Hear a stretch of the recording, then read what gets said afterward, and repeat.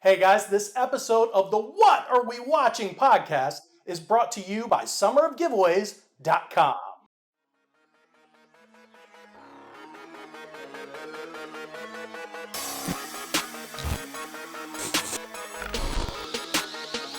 Yeah, Carlin turns on the TV, Christian flips off the screen, cause there's no good children's shows that he's seen. We've got dogs with blogs, superheroes in the ER.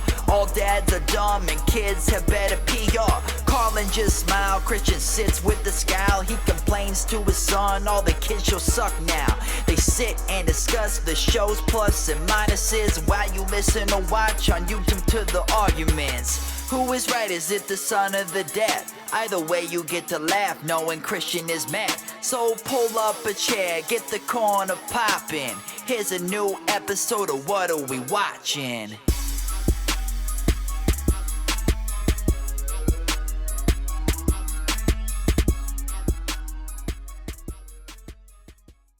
Now, you've heard me talk about summerofgiveaways.com before, and it really is the best website to go to win prizes this summer. They have Transformer gift packs, iTunes gift cards. If you're a bro that likes Entourage, well, you can win a soundtrack or a t-shirt there.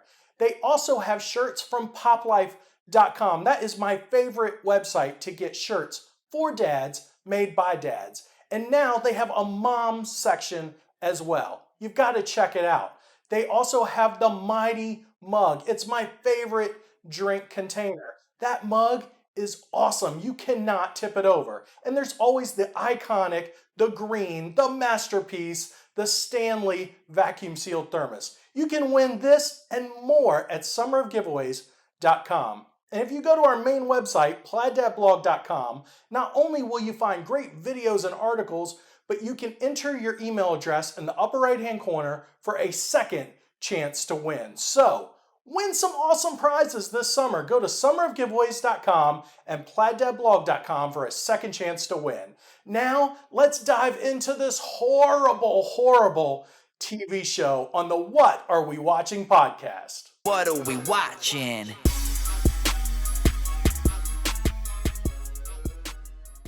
Hey guys, thank you for joining us for the next episode of the What Are We Watching podcast, starring myself, Christian Lee, and my son, Carlin Jackson. And this is the first of hopefully many guest appearances on the podcast. I'd like to welcome Sid Bridge, comedian extraordinaire. How are you doing, Sid? I'm doing awesome. Thanks for having me. All right. So why don't you give a quick rundown of some of the stuff you do, Sid, whether it's stand-up or some of your podcasting? Sure. I'm a stand-up comedian locally. I run an open mic show at a local comedy club, perform all over the place, and also I do a podcast called Reels and Wheels about cars with movies and cars. Any movie that's got a car in it, me and my co-host James Vardatis talk about it and get a little bit too deep sometimes. So what's your favorite movie car, I guess? My favorite movie car? Gosh, that's a tough one. Well, my favorite car movie was the first podcast we did, and that's Duel. You're going to go on iTunes and look us up. We did the movie Duel. It was a movie of the week. It was just Steven Spielberg's first big hit. Right. And it's just great because the car was so plain, so regular, and the antagonist vehicle was just so menacing and perfect. It was so much fun. That's probably my favorite car movie. Now, that's not the one with the crazy trucks based on Stephen King. No. That one we'll probably cover at some point just because we have to cover awful car movies somewhere. Yeah. It'll probably be somewhere below Herbie the Love Bug and Smokey and the Bandit 3. Okay. Oh, Smokey and the Bandit 3. You got no bandit, you got no movie. That's horrible. Now, the Bandit Trans Am in the first movie has to be one of my favorite cars of all time. Oh, yeah, definitely. Well, my favorite car television is I grew up on Knight Rider and Dukes of Hazzard, but I'm not allowed to say I like Dukes of Hazzard anymore, I guess. But my son loves it, don't you? Yes. Yes, and you're always allowed to profess your love for that Dodge Charger. Yes. That is a beautiful vehicle. It's beautiful. I mean, there's a guy locally that has one, too. The door's welded up, everything. You see him driving it around. I'm just jealous every time I see him driving down the road. Yeah, I actually own a Trans Am now, partly because of my love of Knight Rider and Smokey and the Bandit. I mean, it's a newer one, but still. Right. I could take Coors beer to, where it's not supposed to be. All right. Good deal. Well, we will make sure to have links to Sid's podcast below in the description and everywhere the podcast is put up, whether it's on Libsyn, YouTube, playdadblog.com, all the websites. You know where we're at, people. And, of course, whatareWeWatching.com. So, how are you doing today, Carlin? Very well. Very well. How did you like the show we watched this week, which was Austin and Ally? It was pretty good. I did like it. Of course you liked it. You Really? like everything. Yes. How do you like Dirt, Carlin? Well, I don't like that because that Dirt is not a TV show. Oh, my God. If somebody filmed Dirt and put it on TV, I'm pretty sure you'd be like, that was an awesome show. How do you like unchecked consumerism, Carlin? I can't answer that. I don't know what it means. Smart. Okay, good call. Okay. All right. Well, this week we watched Austin.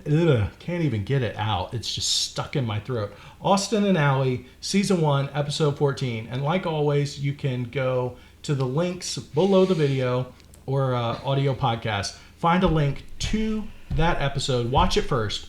Then you can watch our podcast. We don't mind you pausing right now to watch the episode, and then leave your comments, and we will mention you on the next mini episode. And on top of that, we have Amazon gift cards that we are rewarding viewers and listeners with. So if you watch that episode, then watch this, leave us a comment. Maybe you'll tell me how right Carlin is, or maybe you'll tell me how wrong Carlin is. I'll add to that, by the way. If you watch this episode and you just need to call somebody just to feel better, I'm there for you, okay? I am opening myself up. If you need somebody to just talk you through what's happened to your life.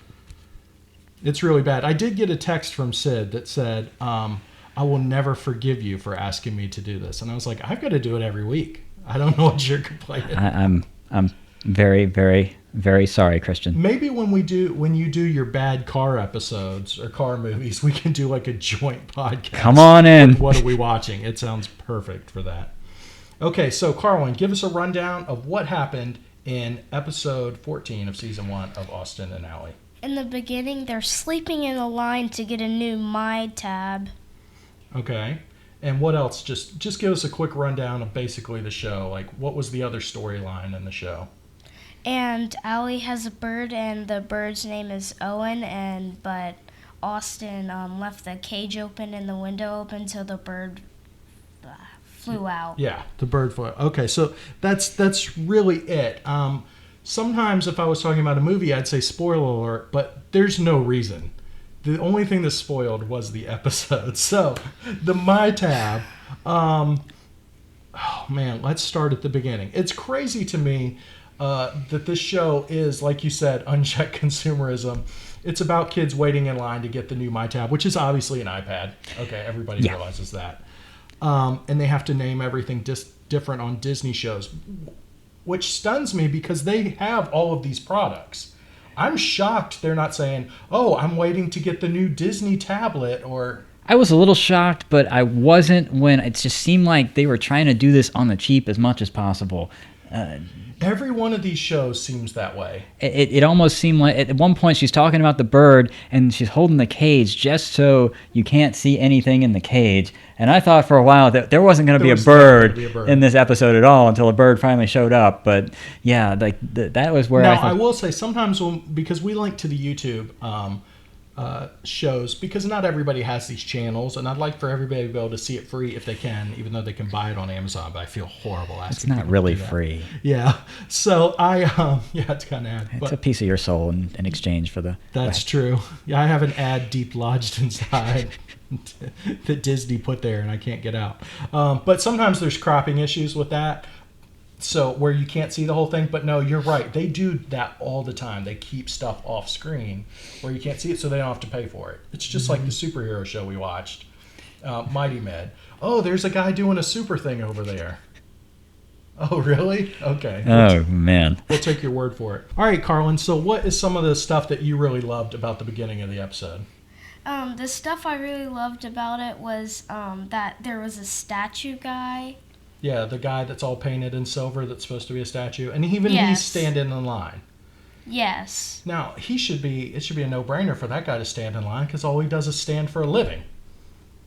Somebody just helps him move. Yeah. Yeah, so honestly, he shouldn't be able to move in the line, I guess, because he's a statue. So he should only be good at the front of the line. So that premise is garbage already. I think I was behind that guy the other day. Yeah. So here's a question I have is, how can any of these people afford a new MyTab? Can we just start calling it an iPad? Let's just start calling it an iPad. It's an iPad. How can any of these people afford an iPad? They all seem to be kids or mall employees. There's one guy that's a statue that gets paid probably in quarters and singles, in the mall. Yeah. The mall itself is the crazy thing to me. This is the second Disney show we've watched where it takes place at a mall. The other one is Kickin' It. Yeah, and you never see any adults at the mall. I'd say the only adult we saw in this one was Pirate Frank. Did you see? We're going to start having an adult counter on these shows where you actually count the adults in the episode. Did you see any adult other than Pirate Frank? The news reporter.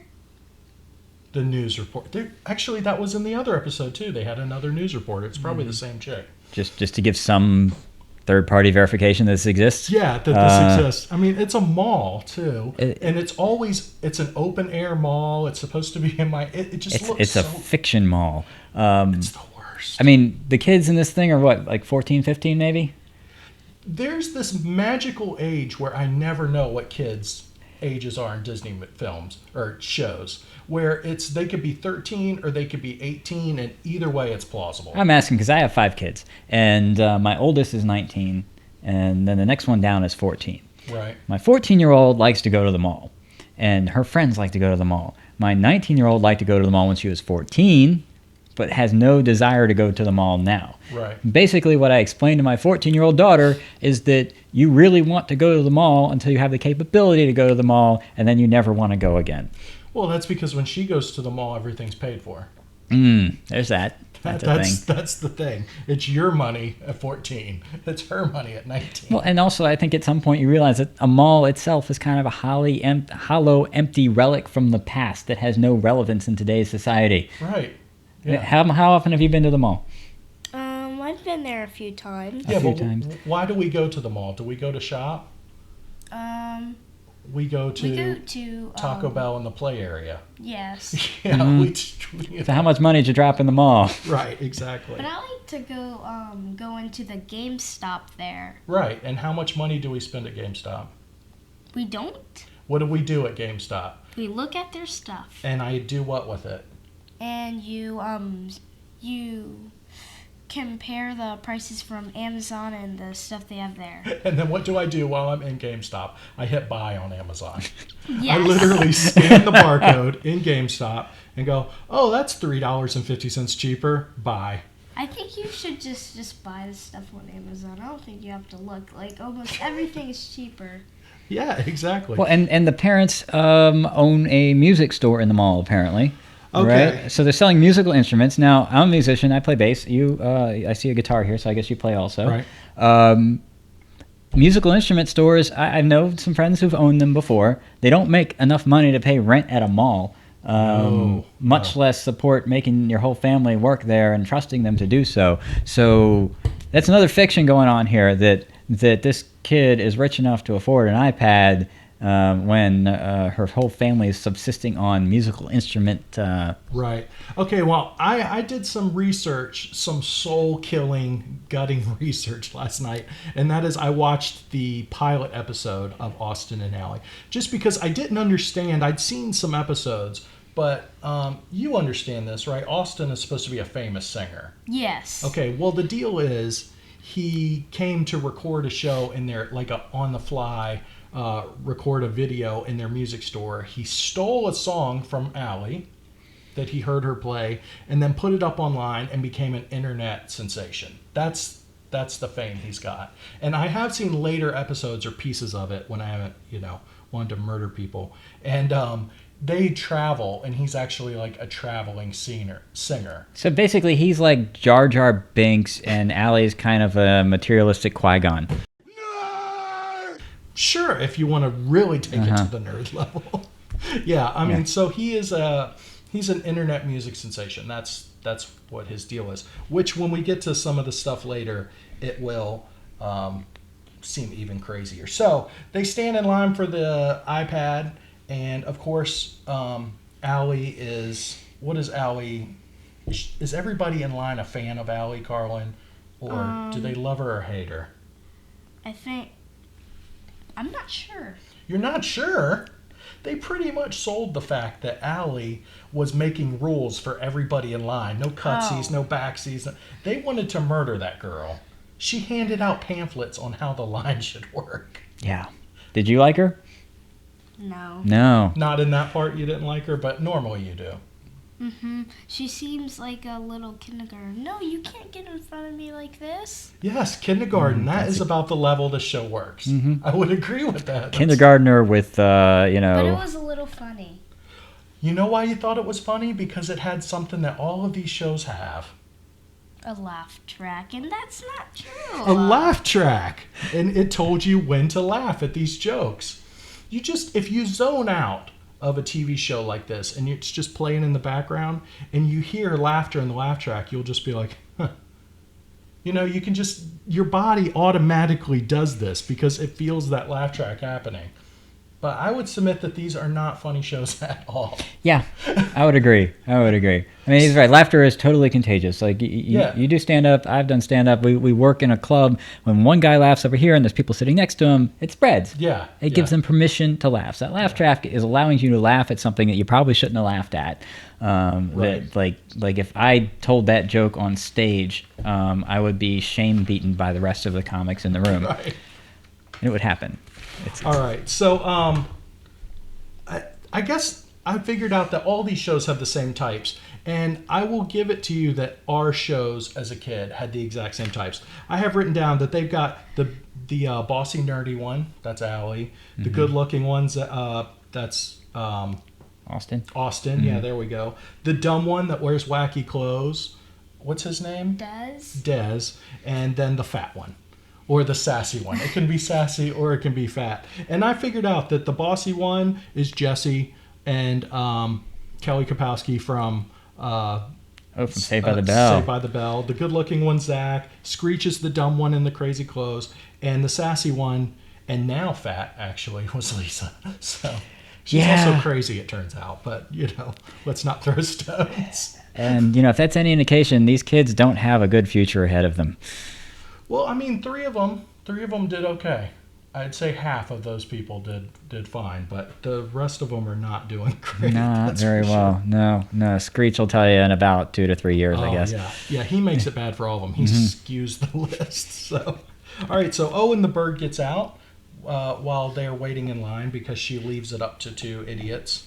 Yes. To take care of. Now you've watched other shows, episodes of Austin and Allie. Yes, I have. Do they always do something stupid that screws it up?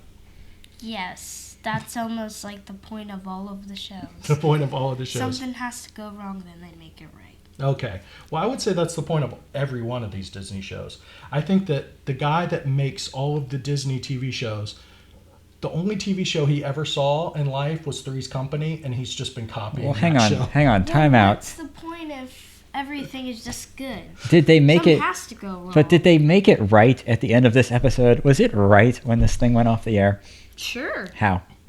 Well, maybe. Well, how did they make it right? Yeah. What time They did got the bird back. They got the bird back. Did they get the bird back? Yeah, the bird did come back. Bird came back. Came back so, on its own accord. But still. Okay. And did everybody get what they wanted? No. No. Should they have gotten what they wanted? No. Okay. So nobody got what they wanted, and anybody who got what they wanted shouldn't have gotten it. And nobody. Did you learn a lesson from this? Did you learn something that you can take out tomorrow and be like, you know what? I'm not going to act like that. Did you at least take a little piece of life from this? Sure, but I don't want to say it because I really like these TV shows. Oh. That's excellent. Good job, boy. Well, I mean, you're right. The bird flies back on its own. They don't get the My Tab. And in the end, the dumb one tries to hustle a girl with a date to get her my tab, and she said no, and on top of that, you're going to give me the date anyway. So, yeah, nobody wins. And let's not forget, they spend the whole episode fat-shaming this girl who responds by bullying the dumb kid into going out with him. Like, there's no positive... like, this. Here's the fat girl that everybody should hate. And everybody, please hate on her now, even though she's really being victimized. Like, this guy's trying to hide from her. And she's responding in a natural way. She's being a bully because she's got that big being and that ability to scare you, being intimidating. Isn't the big person like, wouldn't she scare you? I was just surprised they didn't just call her Big Bertha. I know, probably should have. Like, that was a shocker to me. Okay, so, I will say this. When they're trying to get the bird back, they have the popcorn machine that just happens to be in that episode, right? Yes. There always happens to be something in the episode. The best piece of acting was the dumb one pretending that popcorn machine was heavy. I don't know if you caught it, but when they were moving, he was like pushing his feet down and struggling. That 2 seconds of video footage was better acting than the entire show. And I'd say second is the bird's ability to act was the better. Maybe better than his. Yeah, what was that bird's name again? Deus Ex Machina? What is it? What was it? Owen. Owen. Yes. Okay. All right. So a couple funny characters in this show, or they were supposed to be funny characters. You had the Pirate Pete, or whatever his name was. Pirate Frank, wasn't it? Pirate Frank, Uh-huh. with the fake bird on his shoulder. Yes. You had the surfer whose name was Surfer? Bill with 5 L's. Mm-hmm. And you had basically Big Bertha. Out of those characters, who was your favorite extra character this episode, Carlin? It was Bill, because it's a really long name. And see, that's the thing. It works. Yeah. It works. I can't argue with that. I mean, how can you argue? I mean, the show is about arguing with that, and then you can't. It's like you can't fight In that. spite of the fact that Bill was clearly wearing a blonde wig. The worst wig Ever. Yeah. And then I thought, as soon as I saw him wearing the wig, I thought, oh my gosh, please don't talk with a surfer accent. Please don't talk. And then he opened his mouth. And of course, it wasn't just a surfer accent. It was I'm totally stoned out of my mind. Why am I here? Surfer accent that was like as fake as the wig. Right? I mean, and this guy looked like he must have been 40-something. Yeah. I mean, I felt like they had like one of the key grips of the gaff was just like at the side, and they're like, "We need somebody to play the surfer. Put a wig on. Let's go." Hey, you producer's son, come here. Oh, I'm actually the producer. I'm 40. Yeah. Doesn't matter. Come on. Doesn't matter. Let's go. All right. So, CJ, what would you say your favorite part of this episode was of Austin and Allie? It was when Trish put too much popcorn in the popcorn machine, and then Austin and Des started eating it. Okay. Now, normally we don't talk during the show. I just pause it for you to take notes, and Yes. you'll say pause, please, and stuff like that. We talked a little bit during the show about this. What was her point about putting the popcorn in when the guy said, "Hey, it looks like you're putting too much popcorn in"? What did she say? She Do you said, remember? "Who's gotten fired from a popcorn store?" Right. Yeah. And she raised her hand like she's going, "Hey, I've gotten fired from a popcorn store. Obviously, I know what I'm doing." Now, did that make any sense to you as a 9-year-old lad? No, but it was funny.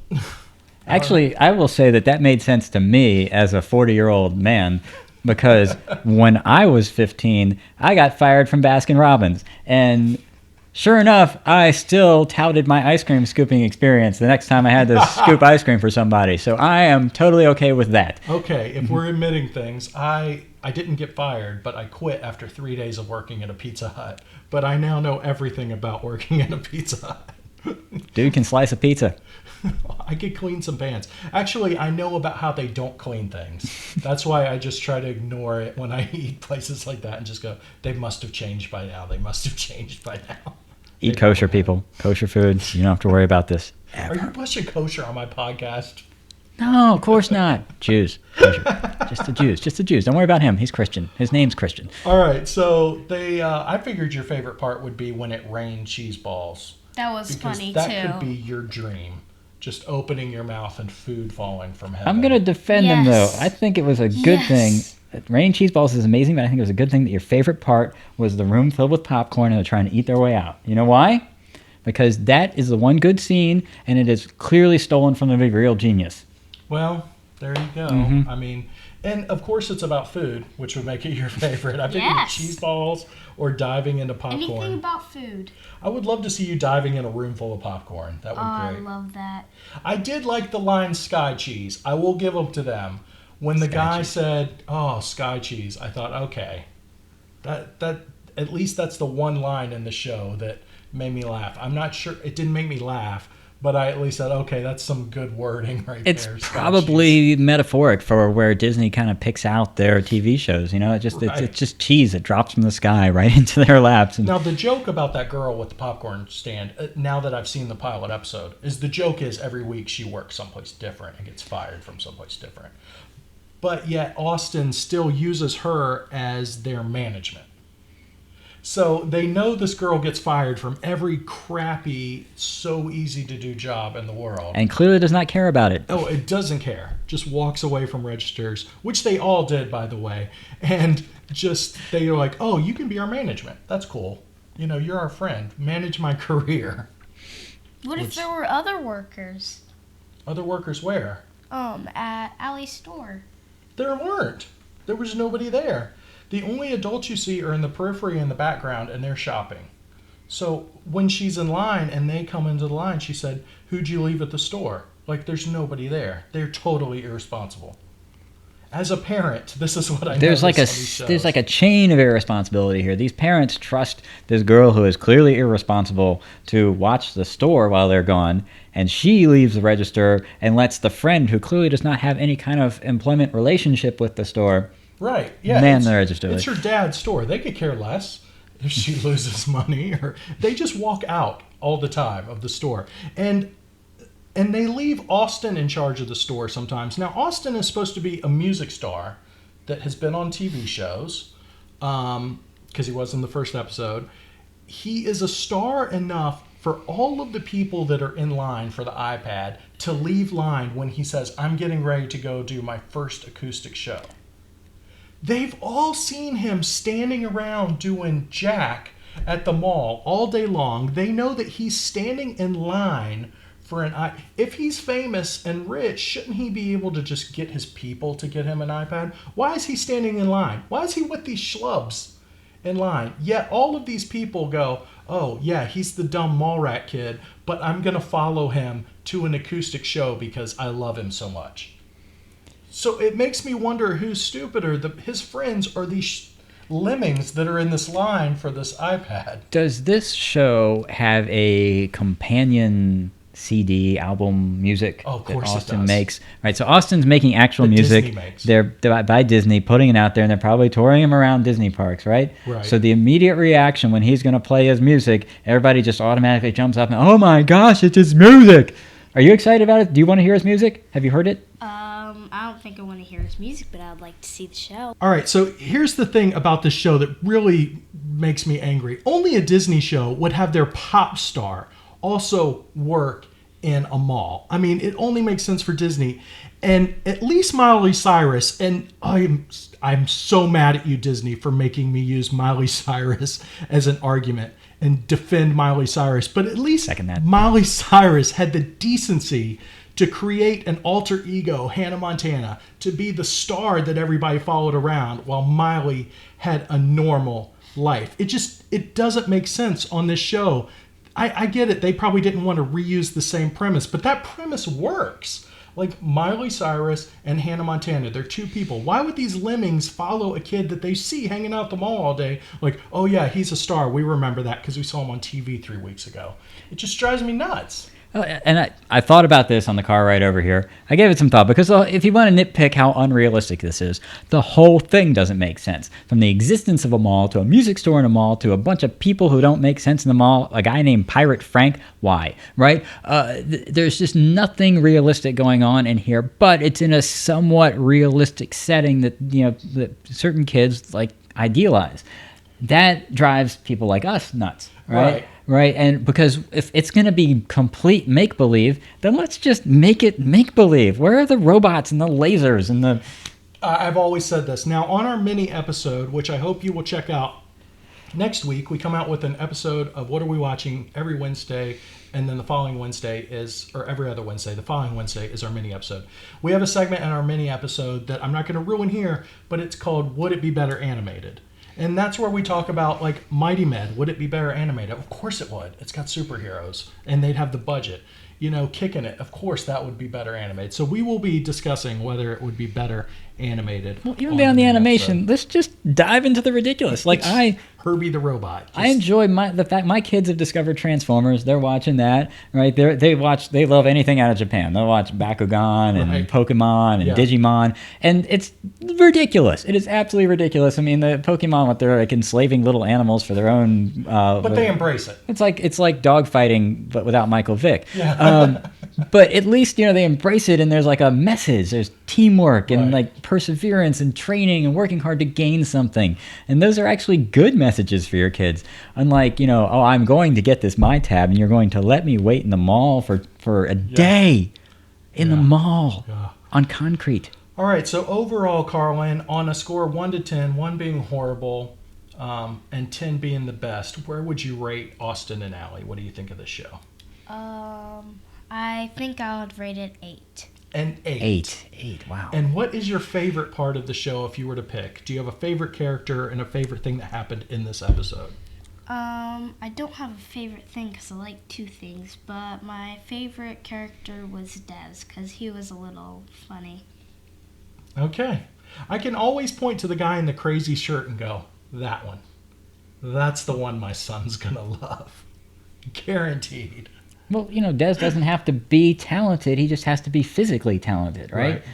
He's got an expressive face, and he's got a rubber body. And like I said, he had the best acting in the show. It was when he wasn't talking, no lines, and he was pushing a popcorn machine. But I would say that if you jump back in the episode, that is the best 2 seconds of the episode that you will see. That and Sky Cheese, I'll give it to you. Sky Cheese should mean something to you. I mean, that was manna from heaven right there. Yeah, there you go. That was there you go. Except the manna apparently tasted like whatever you wanted it to. So Sky Cheese, actually, yeah. Then it probably would have tasted like Sky Cheese to me. All right. Well, thank you for joining us for this episode of the What Are We Watching podcast. Don't forget to check out summerofgiveaways.com, which we are involved in. You can win some great prizes from a Mighty Mug to a Stanley thermos. We're giving away Transformer gift packs. We've got some iTunes gift cards that have already gone out. Beard Bros for the dads, and some beard oils and products for dads as well. And we also have t-shirts from Pop Life, Poplyfe. Maybe you'll see the name pop up underneath me. I'm not sure. But poplife.com has the best t-shirts made for dads, by dads, and they also have some for moms too. So check out summergiveaways.com and our main site, plaiddadblog.com, for a second chance to win a free gift. Thank you very much, everybody. We will see you later. Bye. See ya. Please subscribe to our YouTube page, or else my dad is gonna make us eat liver and onions for a month. Yuck! This production is brought to you by the Plaid Dad Blog Podcast Network. For more information, visit plaiddadblog.com.